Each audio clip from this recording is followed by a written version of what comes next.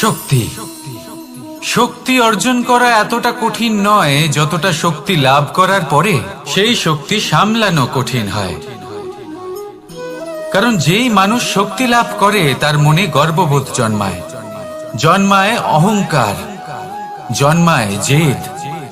তাই শক্তি প্রাপ্ত করার সাথে বিনম্র থাকাও অত্যন্ত আবশ্যক। আর এটা আমাদের শেখা উচিত বৃক্ষের থেকে।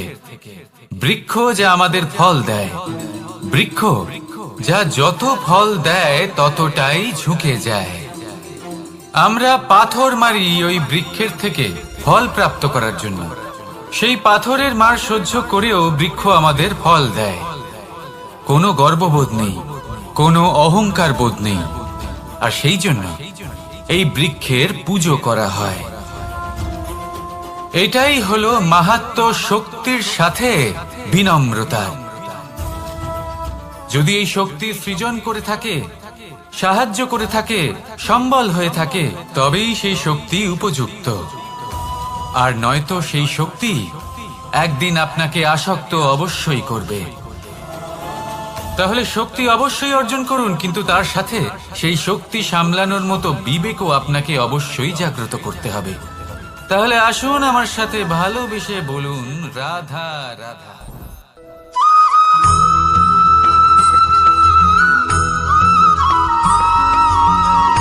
কথায় আছে অন্ধকারে প্রদীপ প্রজ্বলিত করলে চতুর্দিক আলোকিত হয়। কিন্তু যদি এই প্রদীপ আমি সূর্যের আলোর সম্মুখে সকালবেলায় প্রজ্বলিত করে রেখে দিই, তাহলে কি হবে?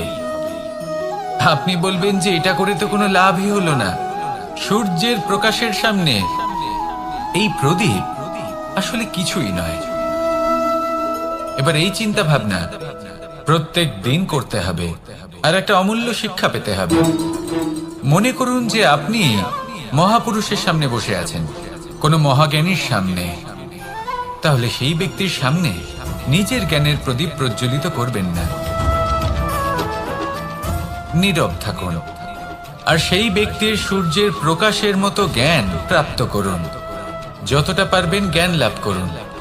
যদি এমন কোনো সময়, এমন কোনো স্থানে আপনি আছেন যেখানে চতুর্দিক অন্ধকার, কারোর কাছেই জ্ঞান নেই, সেখানে নিজের জ্ঞানের প্রদীপ প্রজ্বলিত করুন।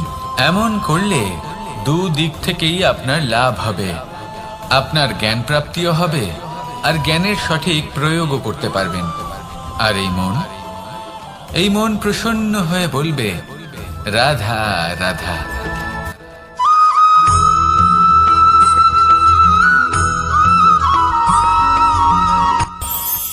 এই সংসারে আমরা প্রকাশ কোথা থেকে পাই? এর উত্তর বড়ই সরল। ভোরে যখন সূর্যোদয় হয় তখন প্রকাশের কিরণ আমাদের ঘরে এসে পৌঁছয়। এইভাবেই আমরা প্রকাশ লাভ করি। এবার এই প্রকাশের আলোতেই আমরা সারাদিনের কাজ সম্পন্ন করি। সন্ধে হয়ে যায়, সূর্যাস্ত হয়ে যায়। আর আমাদের ঘর যাতে অন্ধকার না হয় তার জন্য আমরা একটা প্রদীপ প্রজ্বলিত করি। এটাই ঘটে আমাদের জীবনেও। এবার প্রবাহমান আয়ুর সাথে আমরা আমাদের অন্তরে যদি একটা প্রদীপ প্রজ্বলিত করে নিই, তাহলে বিষয়টাই অন্যরকম হবে। এবার আপনি বলবেন কোন প্রকাশের কথা বলছি যা আমাদের অন্তরে জাগ্রত করা সম্ভব? আমাদের আত্মার মাঝে প্রেমের প্রকাশ জাগ্রত করার কথা বলছি। কারণ আমাদের এই জীবন এও হলো দিনের আলোর মতো। আজ প্রকাশ আছে, কিন্তু কোনোদিন অবশ্যই অস্ত হবে। কিন্তু অস্ত হবার আগে যদি আমরা আমাদের আত্মার মাঝে প্রেমের এই প্রকাশ উজ্জ্বলিত করে নিই, তাহলে আমাদের সন্ধ্যাকালও আমরা আনন্দে এবং প্রেমে যাপন করব। তাহলে আসুন আর আমার সাথে ভালোবেসে বলুন রাধা রাধা।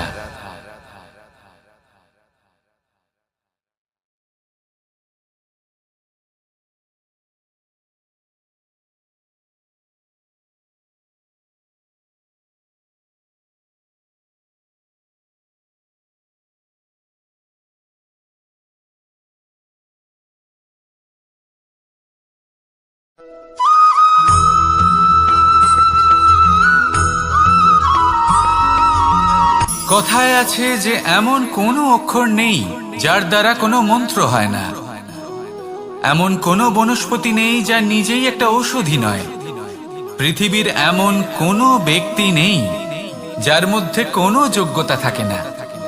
শুধু প্রয়োজন হলো যে ব্যক্তিকে আমরা খুঁজে চলেছি তাকে সঠিকভাবে চিনে নেওয়া। যদি তার যোগ্যতা, তার বিশেষত্ব আমরা বুঝতেই না পারি, তাহলে আর লাভ কি রইল? এই সংসারে এমন অনেক ব্যক্তি রয়েছেন যারা ছোট ছোট অসফলতার কারণে আপনাকে এটা বলে দেবে যে আপনি কোনো কাজের নন, আপনি হলেন মূর্খ, আপনি কিছুই করতে পারবেন না। এইসব কথায় কখনোই বিশ্বাস করবেন না, কারণ আপনি এবং প্রত্যেকটি জীব এই পরমাত্মা এবং এই প্রকৃতির সৃষ্টি, যা অত্যন্ত বিশেষ। যদি আপনাকে উদাহরণ দিই তাহলে একদিকে আছে তরোয়াল, একটা বড় লম্বা তরোয়াল যার দ্বারা যুদ্ধ করা যায়, জয়লাভ করা যায়। আর অন্যদিকে রয়েছে একটা ছোট্ট সূচ, কিন্তু যে কাজ একটা ছোট্ট সূচ করতে পারে তা একটা তরোয়াল দ্বারা সম্ভব নয়। এর অর্থ হলো এটাই যে প্রত্যেকটা রচনা অত্যন্ত অমূল্য এবং অত্যন্ত বিশেষ হয়। তাহলে বিশ্বাস রাখুন যে আপনি অত্যন্ত বিশেষ একজন, আর প্রেমের সাথে বলুন রাধা রাধা।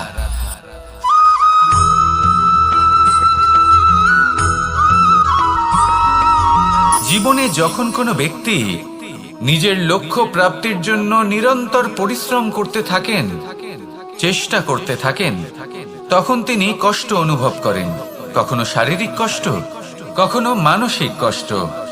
এবার উনি এটা ভাবতে থাকেন যে আমি কি উচিত করছি নাকি অনুচিত করছি, কারণ অন্যদিকে এমন একজন ব্যক্তিও আছেন যিনি একদমই পরিশ্রম, চেষ্টা করছেন না। তিনি মদিরা পান করেন, বিলাসিতায় জীবন কাটান, অলস প্রকৃতির হয়ে ওঠেন, নিদ্রাতে বিলীন হয়ে থাকেন আর ভাবেন যে তিনি সুখ লাভ করছেন। কিন্তু এরকম কেন হয়? কারণ যখন আমরা সৎ পথে থাকি, উচিত পথে চলি, লক্ষ্য প্রাপ্ত করার জন্য চেষ্টা করতে থাকি, তখন আমাদের ভেতরে থাকা নেতিবাচক শক্তি এবং পাপ এই দেহকে ত্যাগ করে দেয়। আর এই অনুভূতিটাই আমাদের দুঃখের অনুভূতি দেয়, কষ্ট দেয়। এবার সেখানে যদি আমরা কুপথে চলি, অনুচিত পথে চলতে থাকি, তাহলে আমাদের ভেতরে থাকা পুণ্য এবং ধনাত্মক শক্তি আমাদের দেহ ত্যাগ করে দেয়। আর এই অনুভূতির কারণেই আমরা সুখ অনুভব করি। কিন্তু কখনো ভাববেন যে এই সুখ বেশি সময় পর্যন্ত থাকে না। সেই জন্য সবসময় মনে রাখবেন, যদি আপনি জানেন যে এটাই আপনার লক্ষ্য, এটাই উচিত পথ, শুভ পথ, তাতে নিরন্তরভাবে এগিয়ে যেতে চেষ্টা করতে থাকুন। এই কষ্ট আপনাকে সুখের পরাকাষ্ঠায় কখন পৌঁছে দেবে তা আপনি জানতেই পারবেন না। আসুন আমার সাথে ভালোবেসে বলুন রাধা রাধা।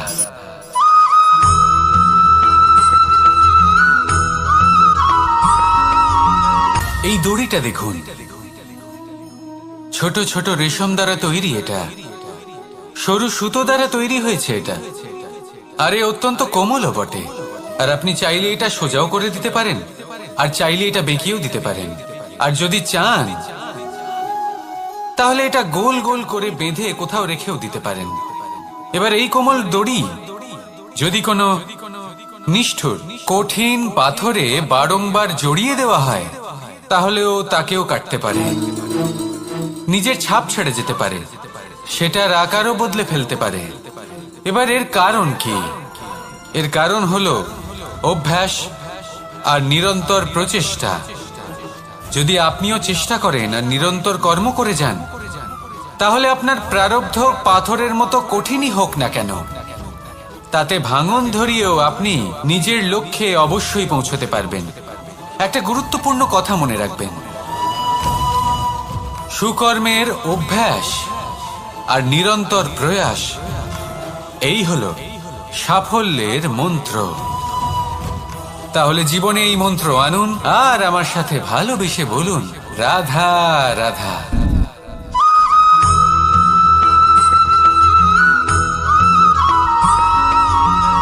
এই সংসারে কোনো বস্তু হোক বা ব্যক্তি হোক, তার একার গুরুত্ব কিন্তু খুব বেশি নয়। একটা উদাহরণ হিসেবে বৃষ্টির ফোঁটাকে ভেবে দেখুন। যদি একটি বৃষ্টির ফোঁটা হয় তাহলে তার খুব বেশি গুরুত্ব থাকে না, কিন্তু যখন সহস্র বৃষ্টির ফোঁটা মেঘের মধ্যে দিয়ে ঝরে পড়ে তখন সেটা বর্ষার রূপ ধারণ করে। সেই বর্ষা যা এই প্রকৃতিকে শান্ত করে। সেইভাবেই পাথরের ছোট টুকরো, তার খুব বেশি গুরুত্ব থাকে না, কিন্তু যখন অসংখ্য পাথরের টুকরো একত্রিত হয় তখন তা পর্বতের আকার ধারণ করে।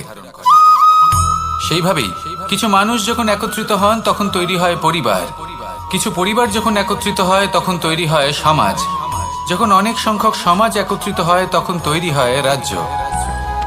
এবার এই রাজ্যের সব থেকে গুরুত্বপূর্ণ ব্যক্তি হতে পারেন রাজা, কিন্তু তাও সেই রাজা একা কিছু করতে পারেন না। যুদ্ধ লড়ার সময় তারও নিজের সৈন্যদলকে প্রয়োজন পড়ে। কিন্তু এই সংসারে এমন একজন ব্যক্তি আছেন যিনি একাই সব কাজ করতে থাকেন, এবং সেই ব্যক্তি হলেন মা। আমাদের জীবনে একজন পিতার ভূমিকা কিন্তু নিঃসন্দেহে অমূল্য, কিন্তু আমাদের সকলের জীবনে যে ভূমিকা একজন মায়ের তা অন্য কারোর থাকে না। একজন মা একাই সন্তানকে বড় করতে পারেন, সংস্কারী করে তুলতে পারেন, তার জন্য পরিশ্রম করেন। আর এত কিছু কাজ করার পরেও তার কাজের জন্য তিনি প্রশংসা অবশ্য পান না। উল্টে যদি সেই সন্তান অনুচিত পথে চালিত হয়, অনুচিত কর্ম করে, তখন সেই মাকেই অপবাদের পাত্র হয়ে উঠতে হয়। আমাদের জীবনে মায়ের যোগদান কতটা সেটা বুঝুন। আপনাকে বড় করে তোলার জন্য উনি কতটা পরিশ্রম করেছেন সেটা বুঝুন। আজ থেকে, এখন থেকে, এই মুহূর্ত থেকে মাকে সম্মান করতে শিখুন। যখন সময় পাবেন, যখন সুযোগ হবে, তখন তার প্রশংসা করুন, ওনারও ভালো লাগবে। আর মায়ের এই মমতার জন্য, তার এই ভূমিকার জন্য আসুন সবাই মিলে আমরা তাকে প্রণাম করি, আর সকলে মিলে ভালোবেসে বলি, রাধা রাধা।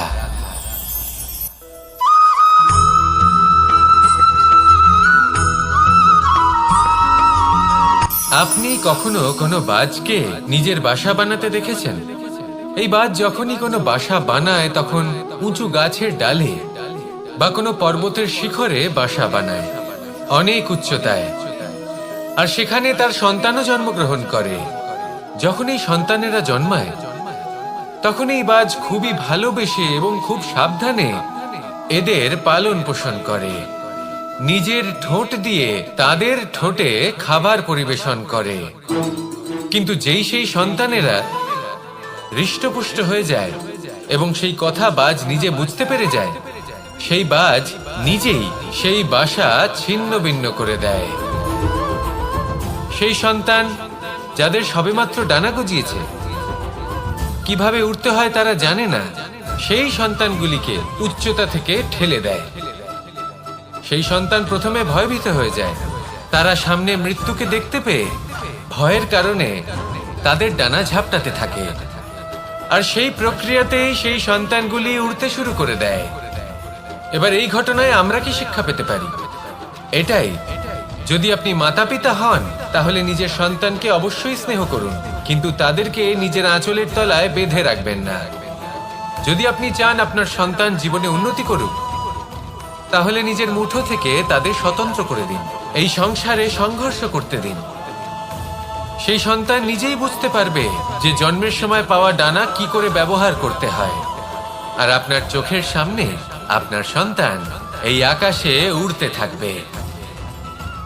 তাহলে আসুন আমার সাথে ভালোবেসে বলুন, রাধা রাধা।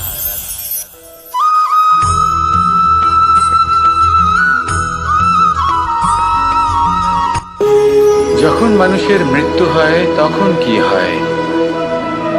অনেক সংখ্যক মানুষ শোক পালন করতে চলে আসেন। যে ব্যক্তি মৃত্যু লাভ করেছেন তার অনেক বস্তু থাকে যেগুলো তার প্রিয়, যেগুলো তিনি ব্যবহার করেছেন। তার শয্যা, তার বস্ত্র, তার আভূষণ, সবকিছু তার থেকে বিচ্ছিন্ন করা হয়। এবং খালি হাতে তাকে শ্মশানের উদ্দেশ্যে রওনা করা হয়। আমি আপনাকে এই প্রশ্ন করতে চাই, আপনি এই সংসারে কি অর্জন করেছেন? ধন সম্পত্তি, বস্ত্র, আভূষণ, এই সব কিছু যে আপনি অর্জন করেছেন, আপনার মৃত্যুর পরে তা আপনার থেকে দূর হয়ে যাবে। এর উত্তর হলো একটাই, আপনার কর্ম। শুধু সেটাই আছে যা একান্ত আপনার, আর শুধু সেটাই এই সংসার থেকে চলে যাওয়ার পরেও সংসারেই জীবিত থাকবে। যদি আপনি দুষ্কর্ম করেন, তাহলে এই সংসার আপনাকে একটি অনুচিত উদাহরণ হিসেবে মনে রাখবে যে এই ব্যক্তি খুব পাপী ছিল, অনুচিত কর্ম করতেন। যে পথে তিনি চলেছেন সেই পথে কারোর চলা উচিত নয়। সেখানেই যদি আপনি সৎকর্ম করেন, তাহলে সংসার চিরকাল এটাই বলবে যে খুব ভালো মানুষ ছিলেন, সবাইকে ভালোবাসতেন, সবাইকে সাহায্য করতেন, আমার খুব প্রিয় মানুষ ছিলেন। এটাই হলো শ্রেষ্ঠ কর্ম। সেই জন্য জীবনে শুধুমাত্র ধন সম্পত্তি, আভূষণ এই সব অর্জন করতে গিয়ে নিজের মনোনিবেশ করবেন না। শ্রেষ্ঠ কর্ম করুন। সংসার থেকে চলে যাওয়ার পরেও এই কর্মই এই সংসারে আপনাকে জীবিত রাখবে। আসুন আমার সাথে ভালোবেসে বলুন, রাধা রাধা।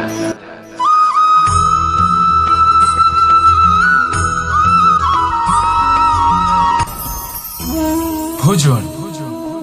এবার ভোজন সংগ্রহ করার জন্য মানুষ কি না করেন, সব সময় চেষ্টা করতে থাকেন। ফসল উৎপাদনের জন্য অনেক পরিশ্রম করতে থাকেন, কিন্তু অনেক সময় অনেক পরিশ্রম করার পরেও ফসল ভালো উৎপাদন হয় না। এর কারণ কি? কারণ হলো এটাই যে আপনি পরিশ্রম হয়তো অনেক করেছেন, কিন্তু আপনার নজর তো সেই বীজের দিকে ছিলই না যা আপনি রোপণ করেছেন। সেই জন্য সব সময় কোনো বীজ রোপণ করার আগে তাকে পরখ করে দেখুন, তা অত্যন্ত আবশ্যক।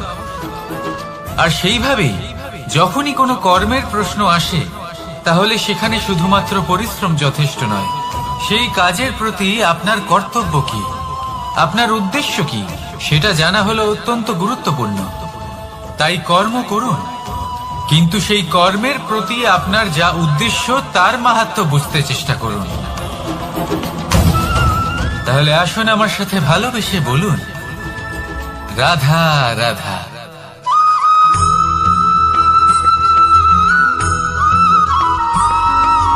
জীবনে যখন কোনো ব্যক্তি নিজের লক্ষ্য প্রাপ্তির জন্য নিরন্তর পরিশ্রম করতে থাকেন, চেষ্টা করতে থাকেন, তখন তিনি কষ্ট অনুভব করেন, কখনো শারীরিক কষ্ট, কখনো মানসিক কষ্ট। এবার উনি এটা ভাবতে থাকেন যে আমি কি উচিত করছি নাকি অনুচিত করছি। কারণ অন্যদিকে এমন একজন ব্যক্তিও আছেন যিনি একদমই পরিশ্রম চেষ্টা করছেন না। তিনি মদিরা পান করেন, বিলাসিতায় জীবন কাটান, অলস প্রকৃতির হয়ে ওঠেন, নিদ্রাতে বিলীন হয়ে থাকেন আর ভাবেন যে তিনি সুখ লাভ করছেন। কিন্তু এরকম কেন হয়? কারণ যখন আমরা সৎ পথে থাকি, উচিত পথে চলি, লক্ষ্য প্রাপ্ত করার জন্য চেষ্টা করতে থাকি, তখন আমাদের ভেতরে থাকা নেতিবাচক শক্তি এবং পাপ এই দেহকে ত্যাগ করে দেয়। আর এই অনুভূতিটাই আমাদের দুঃখের অনুভূতি দেয়, কষ্ট দেয়। এবার সেখানে যদি আমরা কুপথে চলি, অনুচিত পথে চলতে থাকি, তাহলে আমাদের ভেতরে থাকা পুণ্য এবং ধনাত্মক শক্তি আমাদের দেহ ত্যাগ করে দেয়। আর এই অনুভূতির কারণেই আমরা সুখ অনুভব করি। কিন্তু কখনো ভাববেন যে এই সুখ বেশি সময় পর্যন্ত থাকে না। সেই জন্য সবসময় মনে রাখবেন, যদি আপনি জানেন যে এটাই আপনার লক্ষ্য, এটাই উচিত পথ, শুভ পথ, তাতে নিরন্তরভাবে এগিয়ে যেতে চেষ্টা করতে থাকুন। এই কষ্ট আপনাকে সুখের পরাকাষ্ঠায় কখন পৌঁছে দেবে তা আপনি জানতেই পারবেন না। আসুন আমার সাথে ভালোবেসে বলুন, রাধা রাধা।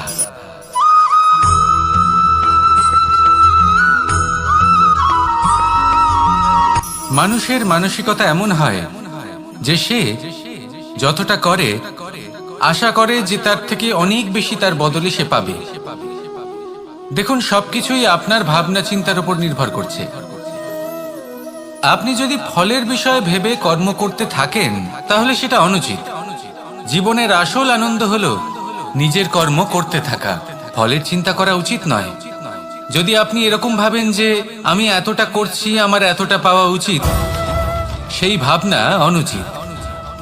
যদি আপনি সেবার মানসিকতা নিয়ে কর্ম করতে থাকেন, কর্মচক্রে প্রবাহিত হন, যদি আপনি এমন ভাবনা রাখেন যে আমি এতটা পাচ্ছি তাই এর থেকে অনেক বেশি আমি কর্ম করব, তাহলে নিশ্চিত রূপে আপনি যতটা করছেন তার থেকে অনেক বেশি আপনি পাবেন, আপনার আশার থেকে অনেক বেশি আপনি পাবেন।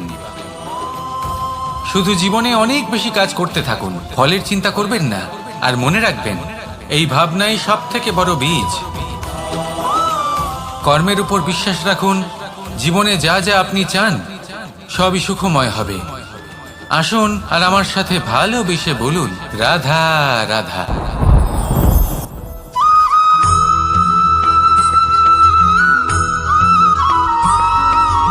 আমাদের শরীর প্রকৃতির সর্বশ্রেষ্ঠ রচনা। যে অঙ্গ প্রত্যঙ্গ আমরা লাভ করেছি প্রত্যেকটির মধ্যে একটি নিজস্ব বার্তা রয়েছে। একটু ভেবে দেখুন, দুটি চোখ দিয়েছে দেখার জন্য, দুটি কান দিয়েছে শোনার জন্য, নাসিকাও আছে দুটি, দুটি হাত দিয়েছে দ্বিগুণ পরিশ্রম করার জন্য। কিন্তু জীব শুধুমাত্র একটি, তার উপরেও তীক্ষ্ণ বলিষ্ঠ দাঁত দিয়েছে তার রক্ষার জন্য। কখনো ভেবে দেখেছেন কেন?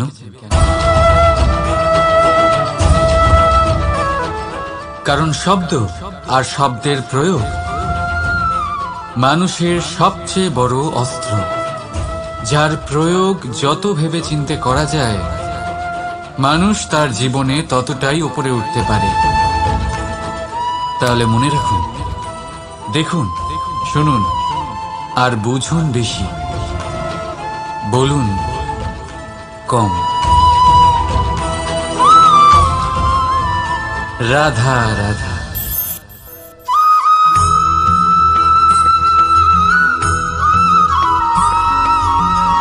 এই সংসারে কোনো বস্তু হোক বা ব্যক্তি হোক, তার একার গুরুত্ব কিন্তু খুব বেশি নয়। একটা উদাহরণ হিসেবে বৃষ্টির ফোঁটাকে ভেবে দেখুন। যদি একটি বৃষ্টির ফোঁটা হয় তাহলে তার খুব বেশি গুরুত্ব থাকে না, কিন্তু যখন সহস্র বৃষ্টির ফোঁটা মেঘের মধ্যে দিয়ে ঝরে পড়ে তখন সেটা বর্ষার রূপ ধারণ করে। সেই বর্ষা যা এই প্রকৃতিকে শান্ত করে। সেইভাবেই পাথরের ছোট টুকরো, তার খুব বেশি গুরুত্ব থাকে না, কিন্তু যখন অসংখ্য পাথরের টুকরো একত্রিত হয় তখন তা পর্বতের আকার ধারণ করে। সেইভাবেই কিছু মানুষ যখন একত্রিত হন তখন তৈরি হয় পরিবার, কিছু পরিবার যখন একত্রিত হয় তখন তৈরি হয় সমাজ, যখন অনেক সংখ্যক সমাজ একত্রিত হয় তখন তৈরি হয় রাজ্য। এবার এই রাজ্যের সব থেকে গুরুত্বপূর্ণ ব্যক্তি হতে পারেন রাজা, কিন্তু তাও সেই রাজা একা কিছু করতে পারেন না। যুদ্ধ লড়ার সময় তারও নিজের সৈন্যদলকে প্রয়োজন পড়ে। কিন্তু এই সংসারে এমন একজন ব্যক্তি আছেন যিনি একাই সব কাজ করতে থাকেন, এবং সেই ব্যক্তি হলেন মা। আমাদের জীবনে একজন পিতার ভূমিকা কিন্তু নিঃসন্দেহে অমূল্য, কিন্তু আমাদের সকলের জীবনে যে ভূমিকা একজন মায়ের তা অন্য কারোর থাকে না। একজন মা একাই সন্তানকে বড় করতে পারেন, সংস্কারী করে তুলতে পারেন, তার জন্য পরিশ্রম করেন। আর এত কিছু কাজ করার পরেও তার কাজের জন্য তিনি প্রশংসা অবশ্য পান না। উল্টে যদি সেই সন্তান অনুচিত পথে চালিত হয়, অনুচিত কর্ম করে, তখন সেই মাকেই অপবাদের পাত্র হয়ে উঠতে হয়। আমাদের জীবনে মায়ের যোগদান কতটা সেটা বুঝুন। আপনাকে বড় করে তোলার জন্য উনি কতটা পরিশ্রম করেছেন সেটা বুঝুন। আজ থেকে, এখন থেকে, এই মুহূর্ত থেকে মাকে সম্মান করতে শিখুন। যখন সময় পাবেন, যখন সুযোগ হবে, তখন তার প্রশংসা করুন, ওনারও ভালো লাগবে। আর মায়ের এই মমতার জন্য তার এই ভূমিকার জন্য আসুন সবাই মিলে আমরা তাকে প্রণাম করি আর সকলে মিলে ভালোবেসে বলি, রাধা রাধা।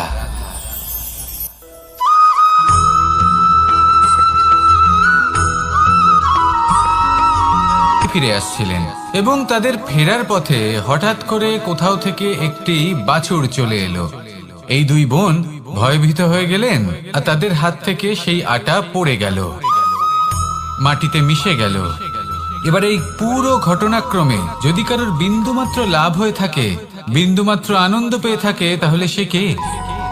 সেই ছোট বোন, যিনি মাঝে মাঝেই গমের দানা তুলছিলেন এবং খাচ্ছিলেন। কিছুটা হলেও উনি আনন্দ লাভ করেছিলেন। এবার এরকমই হলো আমাদের জীবনে ভক্তি এবং ভালোবাসা সংক্রান্ত বিষয়ে। মানুষ নিজের জীবনের দৈনিক কাজে এতটাই ব্যস্ত হয়ে পড়েন, প্রত্যেকদিন শুধু কাজ কাজ কাজ কাজ করতে থাকেন আর তাতে ভক্তি এবং ভালোবাসার জন্য সময় বার করতেই পারেন না। দেখুন, জীবনে ভক্তি আর প্রেমের এই যে ছোট ছোট মুহূর্ত আছে, এগুলো যদি আপনি যাপন করতে পারেন তাহলে তাতেই আপনি তৃপ্তি লাভ করবেন। বাকি সবই আপনার ব্যর্থ বলেই মনে হবে। জীবনে যখনই আপনি কোনো কাজ করবেন, ঈশ্বরের প্রতি সমর্পিত হয়ে সেই কাজ করুন।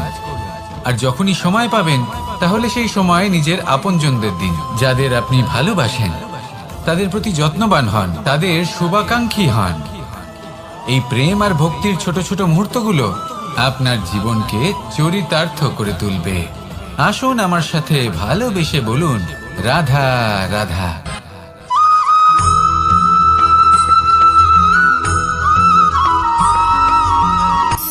শক্তি শক্তি অর্জন করা এতটা কঠিন নয় যতটা শক্তি লাভ করার পরে সেই শক্তি সামলানো কঠিন হয়। কারণ যেই মানুষ শক্তি লাভ করে তার মনে গর্ববোধ জন্মায়, জন্মায় অহংকার, জন্মায় জেদ। তাই শক্তি প্রাপ্ত করার সাথে বিনম্র থাকাও অত্যন্ত আবশ্যক। আর এটা আমাদের শেখা উচিত বৃক্ষের থেকে। বৃক্ষ যা আমাদের ফল দেয়, বৃক্ষ যা যত ফল দেয় ততটাই ঝুঁকে যায়। আমরা পাথর মারি ওই বৃক্ষের থেকে ফল প্রাপ্ত করার জন্য। সেই পাথরের মার সহ্য করেও বৃক্ষ আমাদের ফল দেয়। কোনো গর্ববোধ নেই, কোনো অহংকার বোধ নেই। আর সেই জন্য এই বৃক্ষের পুজো করা হয়। এটাই হলো মাহাত্ম্য শক্তির সাথে বিনম্রতা। যদি এই শক্তি সৃজন করে থাকে, সাহায্য করে থাকে, সম্বল হয়ে থাকে, তবেই সেই শক্তি উপযুক্ত। আর নয়তো সেই শক্তি একদিন আপনাকে আসক্ত অবশ্যই করবে। তাহলে শক্তি অবশ্যই অর্জন করুন, কিন্তু তার সাথে সেই শক্তি সামলানোর মতো বিবেকও আপনাকে অবশ্যই জাগ্রত করতে হবে। তাহলে আসুন আমার সাথে ভালোবেসে বলুন, রাধা রাধা।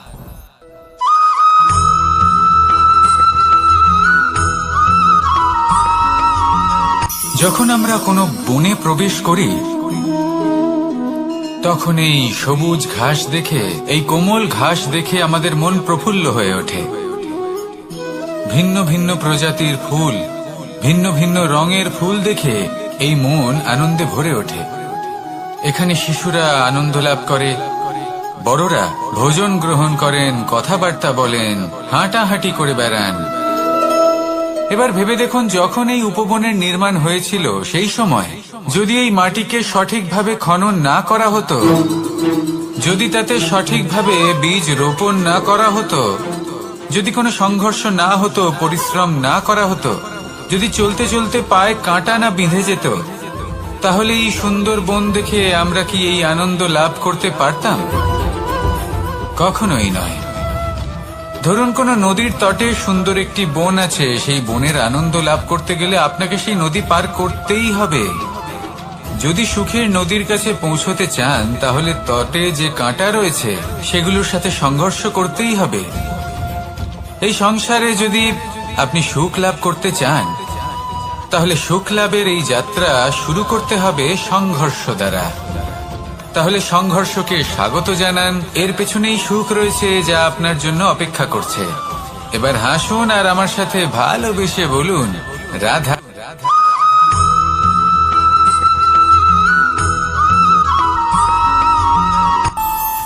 আমাদের মনে যখন কোনো প্রশ্ন ওঠে, কোনো দ্বন্দ্ব জাগে, তখন আমরা যাই আমাদের গুরুর কাছে, আমাদের আরাধ্যের কাছে গিয়ে জিজ্ঞেস করি। এইভাবেই একদিন আমি পৌঁছলাম আমার আরাধ্যের কাছে, আমার মহাদেবের কাছে, আর ওনাকে প্রশ্ন করলাম যে মহাদেব, জীবনে আনন্দ পাওয়ার, উৎসব পালনের, প্রেম ভাগ করে নেবার, জীবনকে উপভোগ করে নেওয়ার সর্বশ্রেষ্ঠ সময় কোনটা? মহাদেব হাসলেন আর উনি বললেন, জীবনে উৎসব পালনের সব থেকে শ্রেষ্ঠ দিন হলো মৃত্যুর ঠিক আগের দিনটা। প্রেম ভাগ করে নেওয়ার সব থেকে শ্রেষ্ঠ মুহূর্ত হলো মৃত্যুর ঠিক আগের মুহূর্ত। জীবনকে উপভোগ করে নেওয়ার সর্বশ্রেষ্ঠ প্রহর হলো মৃত্যুর এক প্রহর পূর্বে। তখন আমি চমকে গেলাম। আমি বললাম, কিন্তু মহাদেব, মৃত্যু তো অনিশ্চিত, আমরা জানিও না কবে আমাদের মৃত্যু হবে। মহাদেব আবার হাসলেন। উনি বললেন যে যদি আমরা এভাবে জীবন কাটাই যে আমরা জীবনের প্রত্যেক দিন, প্রত্যেক মুহূর্ত, প্রত্যেক প্রহর শেষ বলে মনে করি, তাহলে আমাদের সমস্ত জীবন আনন্দের সাথেই অতিবাহিত হবে। কি বলেন?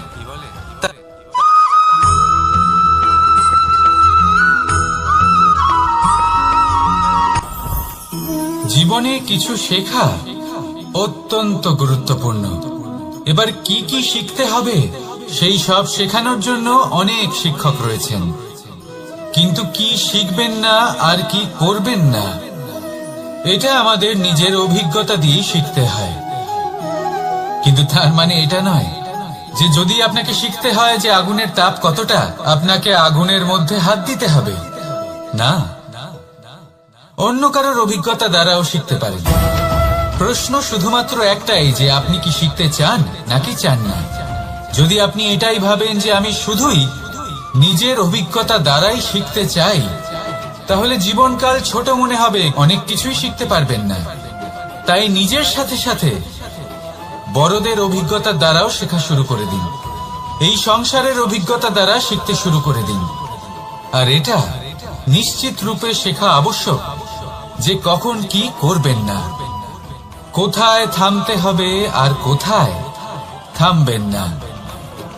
তাহলে আসুন আর আমার সাথে ভালোবেসে বলুন রাধা রাধা।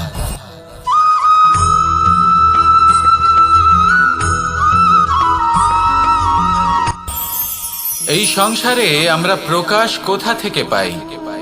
এর উত্তর বড়ই সরল। ভোরে যখন সূর্যোদয় হয় তখন প্রকাশের কিরণ আমাদের ঘরে এসে পৌঁছয়। এইভাবেই আমরা প্রকাশ লাভ করি। এবার এই প্রকাশের আলোতেই আমরা সারাদিনের কাজ সম্পন্ন করি। সন্ধে হয়ে যায়, সূর্যাস্ত হয়ে যায়, আর আমাদের ঘর যাতে অন্ধকার না হয় তার জন্য আমরা একটা প্রদীপ প্রজ্বলিত করি। এটাই ঘটে আমাদের জীবনেও। এবার প্রবাহমান আয়ুর সাথে আমরা আমাদের অন্তরে যদি একটা প্রদীপ প্রজ্বলিত করে নিই, তাহলে বিষয়টাই অন্যরকম হবে। এবার আপনি বলবেন কোন প্রকাশের কথা বলছি যা আমাদের অন্তরে জাগ্রত করা সম্ভব? আমাদের আত্মার মাঝে প্রেমের প্রকাশ জাগ্রত করার কথা বলছি। কারণ আমাদের এই জীবন এও হলো দিনের আলোর মতো। আজ প্রকাশ আছে, কিন্তু কোনোদিন অবশ্যই অস্ত হবে। কিন্তু অস্ত হবার আগে যদি আমরা আমাদের আত্মার মাঝে প্রেমের এই প্রকাশ উজ্জ্বলিত করে নিই, তাহলে আমাদের সন্ধ্যাকালও আমরা আনন্দে এবং প্রেমে যাপন করব। তাহলে আসুন আর আমার সাথে ভালোবেসে বলুন রাধা রাধা।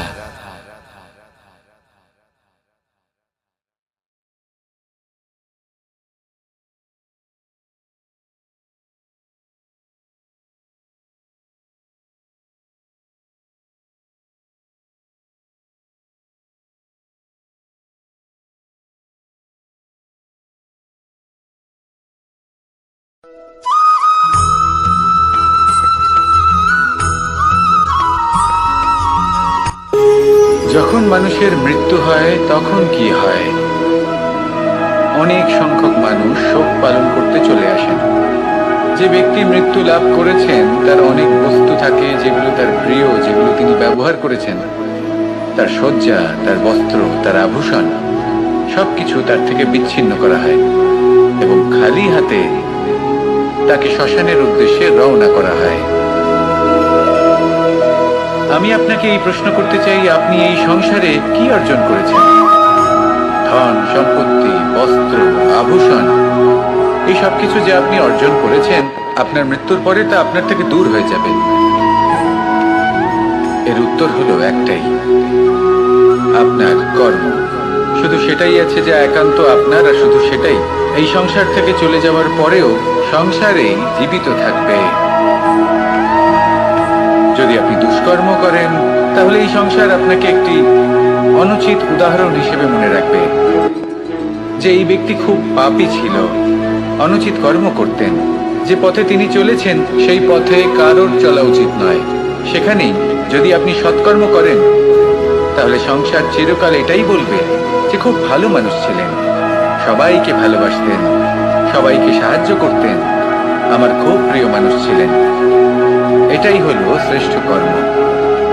সেই জন্য জীবনে শুধুমাত্র ধন সম্পত্তি, আভূষণ এই সব অর্জন করতে গিয়ে নিজের মনোনিবেশ করবেন না।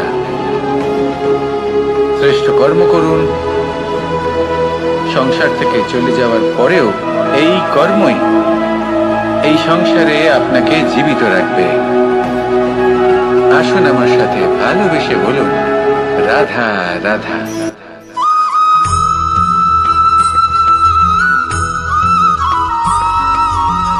এই সংসারে প্রত্যেক মানুষ এটাই চান যে তিনি যেন ধনবান হন, আর্থিক অবস্থা তার ভালো থাকে, ওনার বাড়িতে লক্ষ্মীর আগমন হয়। কিন্তু সেটা হবে কি করে, সেটাই হলো প্রশ্ন। কেউ বলেন যে যদি পরিশ্রম করো তাহলে ধন অর্জন সম্ভব, কেউ বলেন যে যদি বিদ্যা লাভ হয় তবেই ধন অর্জন সম্ভব, কেউ বলেন যে যদি বলশালী হও তবেই সম্পন্ন থাকবে। ভালো কথা, যদি তাই হয়ে থাকে তবে দিনমজুর সারা দিন পরিশ্রম করেন, তিনি কেন ধনী হন না? অনেকজন বিদ্বান মানুষ আছেন এই সংসারে, তারা কেন ধনবান হন না? অনেক সংখ্যক বলশালী ব্যক্তি আছেন, তাদের কাছে ধন নেই কেন? তাদের কেন ধনের অভাব হয়? আবার এমনও কিছু মানুষ আছেন যারা পরিশ্রম করেন, তারা দিনমজুর, কিন্তু তারা ধন অর্জন করতে পারেন। কিছু বিদ্বান ব্যক্তি আছেন যাদের কাছে অধিক মাত্রায় ধন রয়েছে। কয়েকজন বলশালী ব্যক্তি রয়েছেন যাদের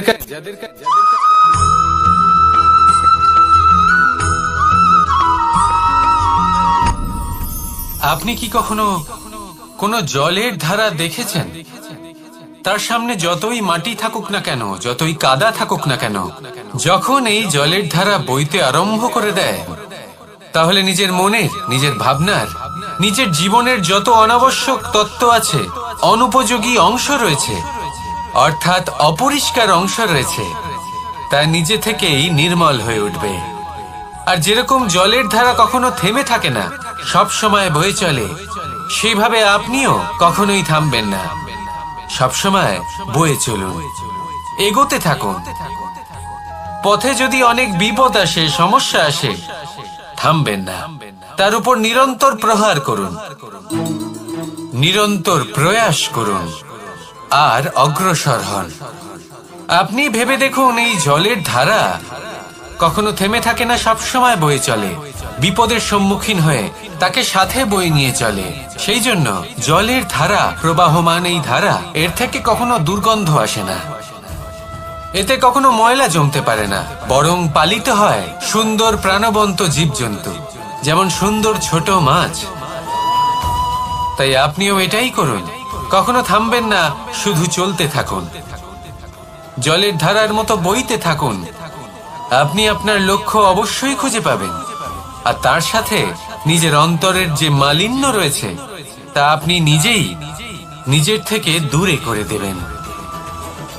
তাহলে আসুন আর আমার সাথে ভালোবেসে বলুন, রাধা রাধা।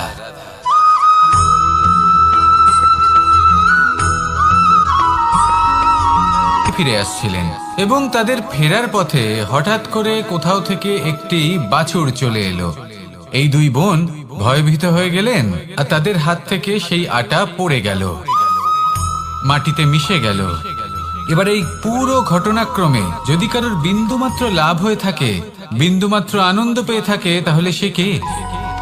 সেই ছোট বোন, যিনি মাঝে মাঝেই গমের দানা তুলছিলেন এবং খাচ্ছিলেন। কিছুটা হলেও উনি আনন্দ লাভ করেছিলেন। এবার এরকমই হলো আমাদের জীবনে ভক্তি এবং ভালোবাসা সংক্রান্ত বিষয়। মানুষ নিজের জীবনের দৈনিক কাজে এতটাই ব্যস্ত হয়ে পড়েন, প্রত্যেকদিন শুধু কাজ কাজ কাজ কাজ করতে থাকেন, আর তাতে ভক্তি এবং ভালোবাসার জন্য সময় বার করতেই পারেন না। দেখুন, জীবনে ভক্তি আর প্রেমের এই যে ছোট ছোট মুহূর্ত আছে, এগুলো যদি আপনি যাপন করতে পারেন তাহলে তাতেই আপনি তৃপ্তি লাভ করবেন। বাকি সবই আপনার ব্যর্থ বলেই মনে হবে। জীবনে যখনই আপনি কোনো কাজ করবেন, ঈশ্বরের প্রতি সমর্পিত হয়ে সেই কাজ করুন। আর যখনই সময় পাবেন, তাহলে সেই সময় নিজের আপনজনদের দিন। যাদের আপনি ভালোবাসেন তাদের প্রতি যত্নবান হন, তাদের শুভাকাঙ্ক্ষী হন। এই প্রেম আর ভক্তির ছোট ছোট মুহূর্তগুলো আপনার জীবনকে চরিতার্থ করে তুলবে। আসুন আমার সাথে ভালোবেসে বলুন, রাধা রাধা।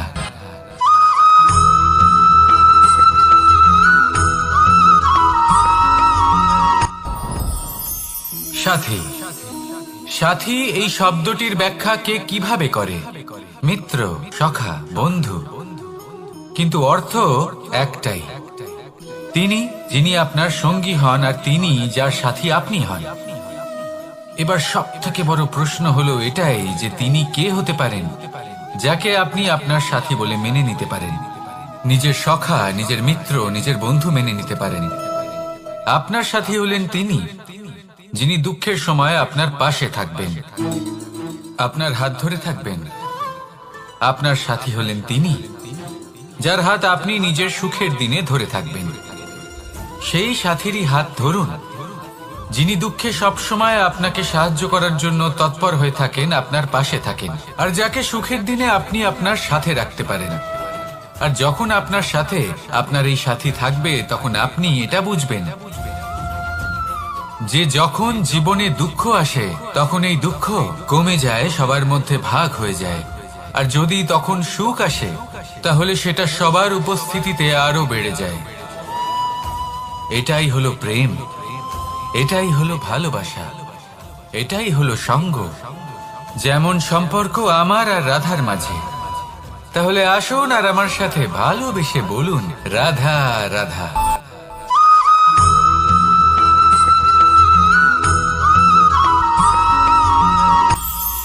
এটা হলো ধান গাছ। এর থেকে যে চাল উৎপন্ন হয় তা মানুষ গ্রহণ করেন। আর এটা কি? এ হলো জংলি ঘাস। একবার ভেবে দেখুন, যদি এই জংলি ঘাস ধান গাছের আশেপাশে থাকে তাহলে কি হবে? ধান উৎপন্ন হতে পারবে? তা উৎকৃষ্ট হতে পারবে? আমরা কি তা গ্রহণ করতে পারবো? কখনোই নয়। এই জংলি ঘাস ধানকে নষ্ট করে দেবে, কিন্তু নিজে জীবিত থাকবে। এটাই হলো আজকের শিক্ষা। এই সংসারে যদি আপনি নীতির পথে চলতে চান, উচিত কর্ম করতে চান, সংসারকে সেবা করতে চান, তাহলে জংলি ঘাসের মতো ব্যক্তিদের থেকে সবসময় দূরে থাকতে হবে। সেই ব্যক্তি যারা দুর্নীতি এবং মিথ্যা দ্বারা পরিপূর্ণ, যাদের ব্যবহার অশুভ, যাদের অনেক অশুভ গুণ রয়েছে, তারা সঠিক নয়।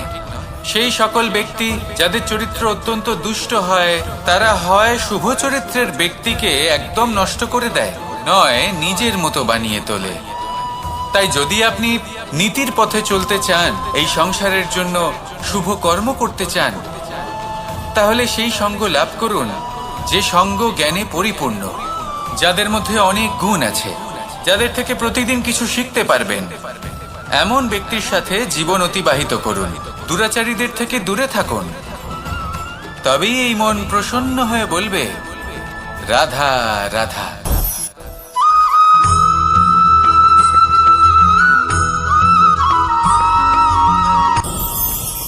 ভয়ের সাথে আমরা সবাই পরিচিত, কষ্টও আমরা সবাই পেয়েছি। কখনো কখনো আমরা অসুস্থ হয়ে পড়ি, আর এমন সময় হলে মাতার মমতা কখনো বাবার স্নেহ, কখনো বন্ধুদের পাশে থাকার অনুভূতি আমাদের রোগ নিরাময়ে সাহায্য করে। কখনো যদি আমরা নিরাশ হয়ে পড়ি, তখন যদি আমাদের কোনো আপনজন আমাদের দুটো ভালো কথা বলে, তখন আমাদের মনোবল বেড়ে যায়। ঠিক তেমন সংসারের এই রঙ্গমঞ্চে যদি আপনি পীড়িত অনুভব করেন, কিছু শুভ কথা আলোচনা করুন, কিছু স্তুতি গান করুন, কিছু মুহূর্তের জন্য হলেও নিজের ইষ্টদেবের কথা স্মরণ করুন আর প্রার্থনা করুন। সাহস বাড়বে, শক্তিও বৃদ্ধি পাবে এবং সামনে এগিয়ে চলার পথও দেখতে পাবেন। তখন এই মন প্রসন্ন হয়ে বলবে, রাধা রাধা।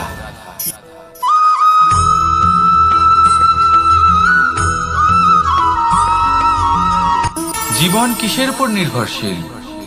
ধনের উপর, বৈভবের অনুভব যদি আপনি করতে চান, তাহলে তা পাবেন শুধু একতার দ্বারা, সংগঠনের দ্বারা। যদি আপনাকে উদাহরণ দিই, নিজের এই হাতটাকে দেখুন, 5টা আঙুল রয়েছে। কোনো একটা বস্তুকে নিজের একটা আঙুল দ্বারা তুলে ধরার চেষ্টা করে দেখুন, বড়ই কষ্ট হবে। তখন আপনি বুঝতে পারবেন, যখন এই 5টি আঙুল একত্রিত হয়, তখন কোনো কাজ কতটা সহজ হতে পারে। এটাই হলো শক্তি, একতার। সব থেকে ভালো উদাহরণ যদি আপনাকে দিই, তাহলে বাঁশি। এই বাঁশি থেকে অত্যন্ত মধুর সুর নির্গত হয়, যা সবার মন প্রসন্ন করে দেয়। এই কথা সত্যি। কিন্তু এই বাঁশি আমি একটা বা দুটো আঙুল দিয়ে বাজাতে পারবো না। আমাকে প্রত্যেকটা আঙুল ব্যবহার করতেই হবে, তবেই এর থেকে মধুর সুর নির্গত হবে, যা সকলকে প্রসন্ন করবে। ঠিক কিনা? ঠিক এইভাবেই যদি আপনি চান যে আপনার জীবনরূপী বাঁশি থেকেও মধুর সুর নির্গত হোক বা সবার মনকে প্রসন্ন করে তুলুক, তাহলে আপনাকেও জীবনে একতা নিয়ে আসতেই হবে। আপনি একাও কর্ম করতে পারেন, পথ চলতেও পারেন, সামনেও এগোতে পারেন, সাফল্যও লাভ করতে পারেন। কিন্তু যখন সকলে একসাথে এগোবেন, সেই পথে চলবেন, সেই কর্মই করবেন, তখন লক্ষ্যে অবশ্যই পৌঁছবেন, সাফল্য অবশ্যই লাভ করবেন। কিন্তু সেই সাফল্য এবং তার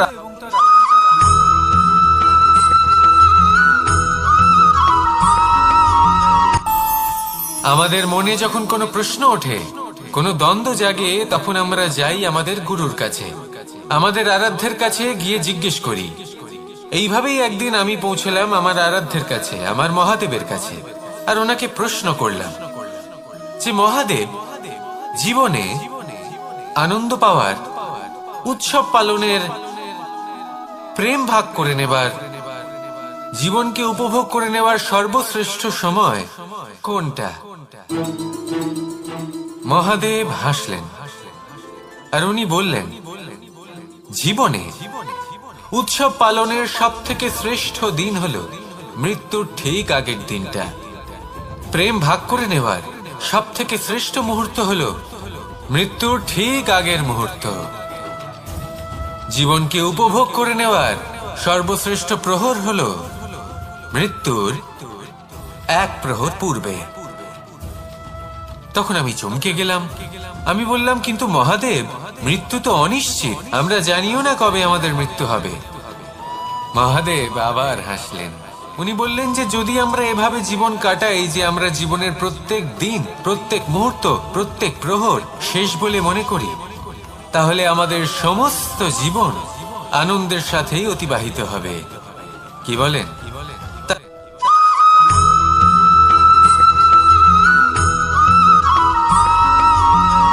মানুষের মানসিকতা এমন হয় যে সে যতটা করে আশা করে যে তার থেকে অনেক বেশি তার বদলে সে পাবে। দেখুন, সবকিছুই আপনার ভাবনা চিন্তার উপর নির্ভর করছে। আপনি যদি ফলের বিষয়ে ভেবে কর্ম করতে থাকেন, তাহলে সেটা অনুচিত। জীবনের আসল আনন্দ হলো নিজের কর্ম করতে থাকা, ফলের চিন্তা করা উচিত নয়। যদি আপনি এরকম ভাবেন যে আমি এতটা করছি, আমার এতটা পাওয়া উচিত, সেই ভাবনা অনুচিত। যদি আপনি সেবার মানসিকতা নিয়ে কর্ম করতে থাকেন, কর্মচক্রে প্রবাহিত হন, যদি আপনি এমন ভাবনা রাখেন যে আমি এতটা পাচ্ছি, তাই এর থেকে অনেক বেশি আমি কর্ম করব, তাহলে নিশ্চিত রূপে আপনি যতটা করছেন তার থেকে অনেক বেশি আপনি পাবেন, আপনার আশার থেকে অনেক বেশি আপনি পাবেন। শুধু জীবনে অনেক বেশি কাজ করতে থাকুন, ফলের চিন্তা করবেন না। আর মনে রাখবেন, এই ভাবনাই সব থেকে বড় বীজ। কর্মের উপর বিশ্বাস রাখুন, জীবনে যা যা আপনি চান সবই সুখময় হবে। আসুন আর আমার সাথে ভালোবেসে বলুন, রাধা রাধা।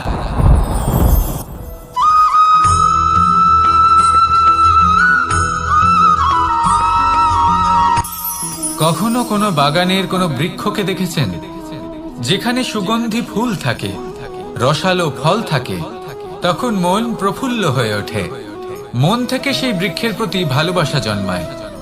কিন্তু যিনি বাগানের মালিক, শুধুমাত্র তিনিই জানেন যে কিভাবে এই বৃক্ষকে আগলে রাখতে হয়, কিভাবে তার পরিচর্যা করলে এতে সুন্দর সুগন্ধি ফুল হবে, রসালো ফল হবে। কখনো কখনো প্রয়োজনের থেকে বেশি রোদ পেলে এই বৃক্ষগুলি শুকিয়ে যায়, প্রয়োজনের থেকে কম রোদ পেলেও এই বৃক্ষ কিন্তু শুকিয়ে যায়। প্রয়োজনের থেকে কম জল যদি পায়, এই বৃক্ষ শুকিয়ে যেতে পারে। প্রয়োজনের থেকে অতিরিক্ত জল যদি পায়, তখনও এই বৃক্ষের শিকড়গুলি নষ্ট হয়ে যেতে পারে।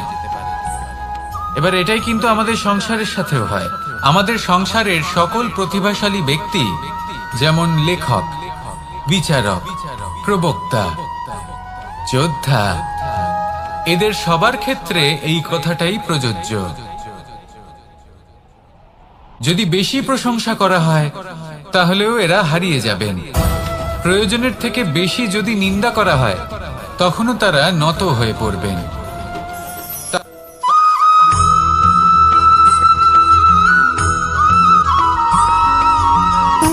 সুখ, দুঃখ এবং শক্তি, এই তিন হলো এই সংসারের ত্রিদেবের মতো। আমাদের জীবনে যা কিছু ঘটছে এই তিনটির ভিত্তির উপরেই হচ্ছে। আসলে এই সংসারের একটা নিয়ম আছে, যখনই আপনি কিছু লাভ করেন, এই সংসার আপনার পরীক্ষা নেয়। এটা জানার জন্য আপনার পরীক্ষা নেয় যে আপনি যা কিছুই লাভ করেছেন, আপনি কি আদৌ সেটার যোগ্য কিনা। ঠিক সেইভাবেই এই সুখ, দুঃখ এবং শক্তি আপনার পরীক্ষা নিয়ে থাকে। যখন সুখ আসে, তখন সে আপনার পরীক্ষা নেয় যে আপনার মধ্যে অহংবোধ জাগ্রত হয়নি তো। যদি অহংবোধ চলে আসে, তাহলে সুখ সেখানেই সঙ্গ ত্যাগ করে। দুঃখ আপনার ধৈর্যের পরীক্ষা নিতে থাকে, আর যদি আপনার মধ্যে ধৈর্য না থাকে, তাহলে এটা আপনাকে আরো বেশি দুঃখের গভীর অন্ধকারে ঠেলে দেবে। সেখানে শক্তি পরীক্ষা নেয় আপনার বিনম্রতার। যদি আপনি বিনম্র না হন, তাহলে হয় এই শক্তি আপনার সঙ্গ ত্যাগ করবে, নয় এই শক্তি বিনম্রতার অভাবে আপনার পতনের কারণ হতে পারে। এই সংসারে যে কোনো ব্যক্তি যিনি এই পরীক্ষায় উত্তীর্ণ হয়ে থাকেন, এই জীবনে তিনি সাফল্য লাভ করেন। আসুন আমার সাথে ভালোবেসে বলুন, রাধা রাধা।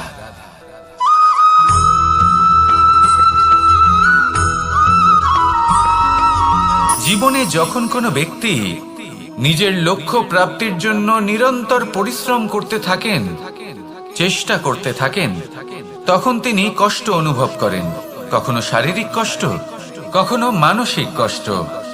এবার উনি এটা ভাবতে থাকেন যে আমি কি উচিত করছি নাকি অনুচিত করছি। কারণ অন্যদিকে এমন একজন ব্যক্তিও আছেন যিনি একদমই পরিশ্রম, চেষ্টা করছেন না। তিনি মদিরা পান করেন, বিলাসিতায় জীবন কাটান, অলস প্রকৃতির হয়ে ওঠেন, নিদ্রাতে বিলীন হয়ে থাকেন আর ভাবেন যে তিনি সুখ লাভ করছেন। কিন্তু এরকম কেন হয়? কারণ যখন আমরা সৎ পথে থাকি, উচিত পথে চলি, লক্ষ্য প্রাপ্ত করার জন্য চেষ্টা করতে থাকি, তখন আমাদের ভেতরে থাকা নেতিবাচক শক্তি এবং পাপ এই দেহকে ত্যাগ করে দেয়। আর এই অনুভূতিটাই আমাদের দুঃখের অনুভূতি দেয়, কষ্ট দেয়। এবার সেখানে যদি আমরা কুপথে চলি, অনুচিত পথে চলতে থাকি, তাহলে আমাদের ভেতরে থাকা পুণ্য এবং ধনাত্মক শক্তি আমাদের দেহ ত্যাগ করে দেয়। আর এই অনুভূতির কারণেই আমরা সুখ অনুভব করি। কিন্তু কখনো ভাববেন যে এই সুখ বেশি সময় পর্যন্ত থাকে না। সেই জন্য সবসময় মনে রাখবেন, যদি আপনি জানেন যে এটাই আপনার লক্ষ্য, এটাই উচিত পথ, শুভ পথ, তাতে নিরন্তরভাবে এগিয়ে যেতে চেষ্টা করতে থাকুন। এই কষ্ট আপনাকে সুখের পরাকাষ্ঠায় কখন পৌঁছে দেবে তা আপনি জানতেই পারবেন না। আসুন আমার সাথে ভালোবেসে বলুন, রাধা রাধা।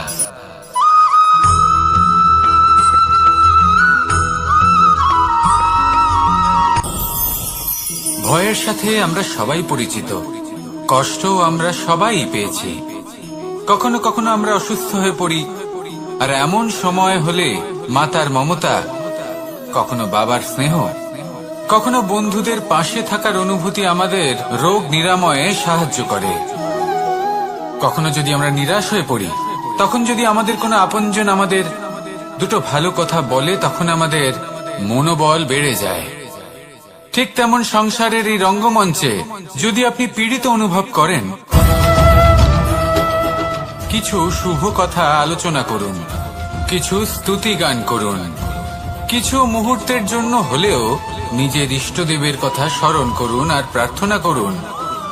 সাহস বাড়বে, শক্তিও বৃদ্ধি পাবে এবং সামনে এগিয়ে চলার পথও দেখতে পাবেন। তখন এই মন প্রসন্ন হয়ে বলবে, রাধা রাধা।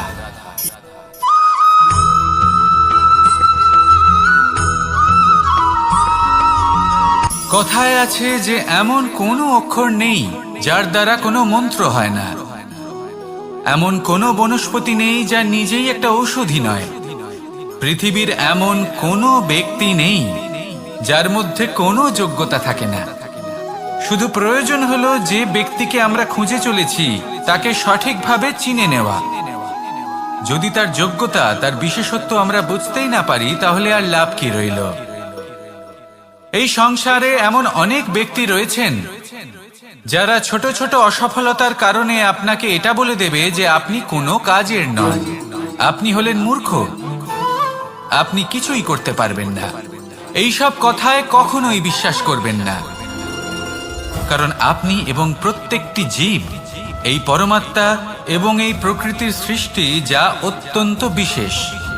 যদি আপনাকে উদাহরণ দিই, তাহলে একদিকে আছে তরোয়াল, একটা বড় লম্বা তরোয়াল, যার দ্বারা যুদ্ধ করা যায়, জয়লাভ করা যায়। আর অন্যদিকে রয়েছে একটা ছোট্ট সূচ, কিন্তু যে কাজ একটা ছোট্ট সূচ করতে পারে তা একটা তরোয়াল দ্বারা সম্ভব নয়। এর অর্থ হলো এটাই যে প্রত্যেকটা রচনা অত্যন্ত অমূল্য এবং অত্যন্ত বিশেষ হয়। তাহলে বিশ্বাস রাখুন যে আপনি অত্যন্ত বিশেষ একজন, আর প্রেমের সাথে বলুন, রাধা রাধা।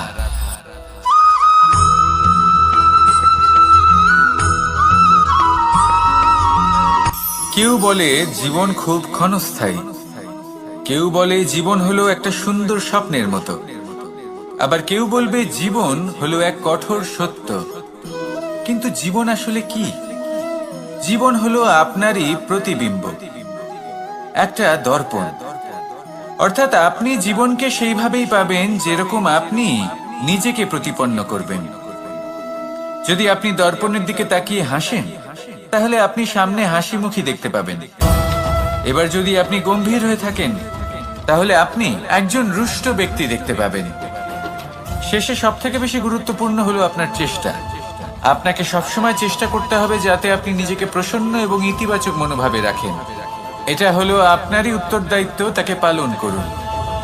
এই মনকে প্রসন্ন রাখুন, এই সংসারকে সুন্দর বলে মনে হবে।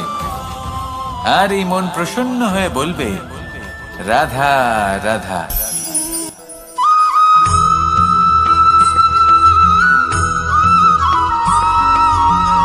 আপনি কখনো কোনো বাজকে নিজের বাসা বানাতে দেখেছেন?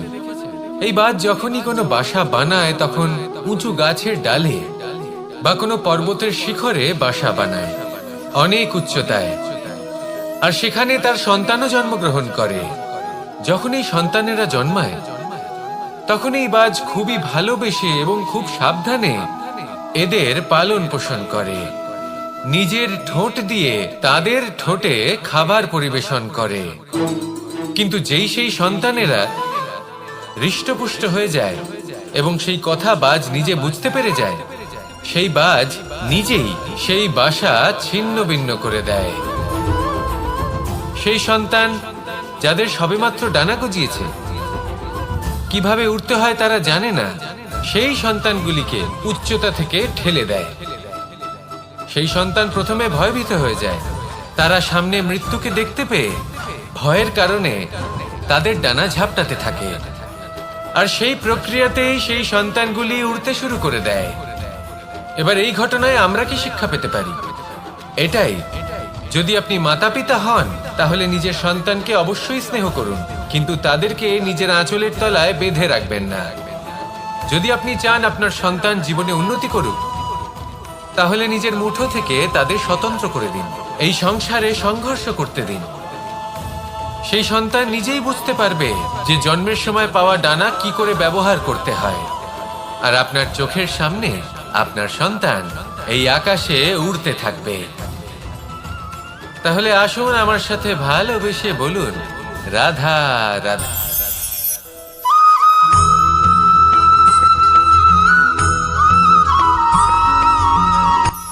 এই সংসারে সাফল্য লাভ করার জন্য জ্ঞানের প্রয়োজন হয়, পরিশ্রমের প্রয়োজন হয়, দৃঢ় নিষ্ঠার প্রয়োজন হয়, নিরন্তর চেষ্টা করা প্রয়োজনীয়। কিন্তু আরো কিছু আছে যা অত্যন্ত প্রয়োজনীয় এবং গুরুত্বপূর্ণ। তা হলো ভালো বন্ধু।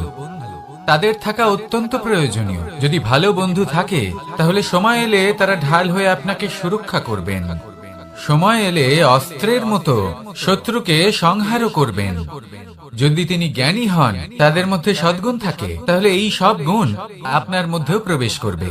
তাহলে সাফল্যের জন্য ভালো বন্ধু পাওয়া অত্যন্ত প্রয়োজনীয়। কিন্তু শুধু বন্ধু কেন, ভালো শত্রুও থাকা প্রয়োজনীয়। এবার আপনি ভাববেন, আমি কি বললাম? যদি আপনার জীবনেও ভালো অর্থাৎ শক্তিশালী শত্রু থাকে, তাহলে আপনিও শক্তিশালী হতে থাকবেন। এই শত্রু আপনাকে প্রেরিত করবে আরো বেশি শক্তিশালী হয়ে ওঠার। কখনো কোনো হরিণকে দেখুন, তীব্র গতিতে দৌড়তে থাকে। কেন তীব্র গতিতে দৌড়য়? এই কারণে নয় যে কোথাও তার জন্য মধুর ঘাস অপেক্ষা করে রয়েছে, না। সে এই কারণে তীব্র গতিতে দৌড়য় কারণ সেটা না করলে তার পেছনে একটি সিংহ আছে যে ওকে নিজের ভোজন করে ফেলবে। তাই জীবনে বিপদ, সংকট, এই সবকিছুও হলো অত্যন্ত গুরুত্বপূর্ণ। তার সম্মুখীন হতে শিখুন আর আমার সাথে ভালোবেসে বলুন, রাধা রাধা।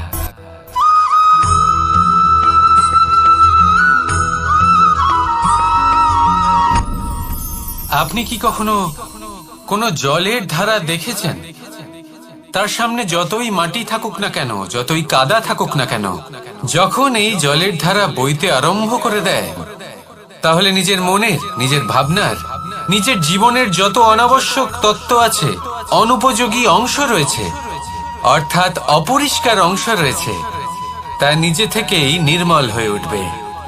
আর যেরকম জলের ধারা কখনো থেমে থাকে না, সব সময় বয়ে চলে, সেইভাবে আপনিও কখনোই থামবেন না।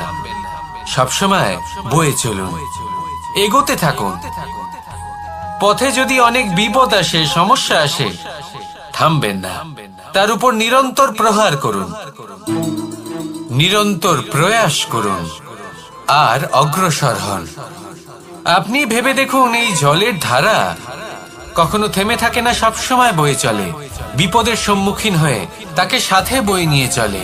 সেই জন্য জলের ধারা, প্রবাহমান এই ধারা, এর থেকে কখনো দুর্গন্ধ আসে না, এতে কখনো ময়লা জমতে পারে না, বরং পালিত হয় সুন্দর প্রাণবন্ত জীবজন্তু, যেমন সুন্দর ছোট মাছ। তাই আপনিও এটাই করুন, কখনো থামবেন না, শুধু চলতে থাকুন, জলের ধারার মতো বইতে থাকুন।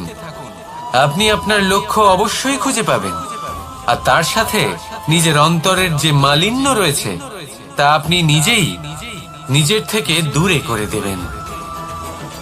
তাহলে আসুন আর আমার সাথে ভালোবেসে বলুন, রাধা রাধা।